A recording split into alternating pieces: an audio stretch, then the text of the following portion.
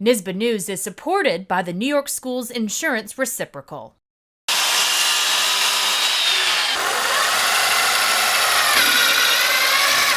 Preparing for success after high school is as much about learning skills as it is about understanding the value of giving back to the community. Students at the William Floyd High School on Long Island are getting hands-on construction training by working alongside skilled professionals at a local Habitat for Humanity project. Just teaching them that there's definitely more to life than the cell phones and the electronics that they use every day, to come out and help different people in the community.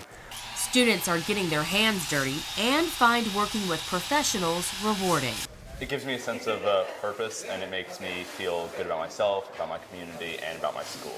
It feels good to help out the family because I know I've been through struggles with housing and stuff like that. So it feels nice to come here and kind of help.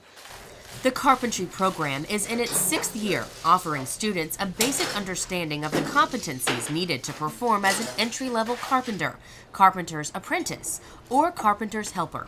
This is the 6th Habitat for Humanity home on which the school has worked. Make sure that you're not going to put too much paint into certain areas. The partnership between the school district, the Habitat for Humanity workers, and the homeowners has been a win for all parties.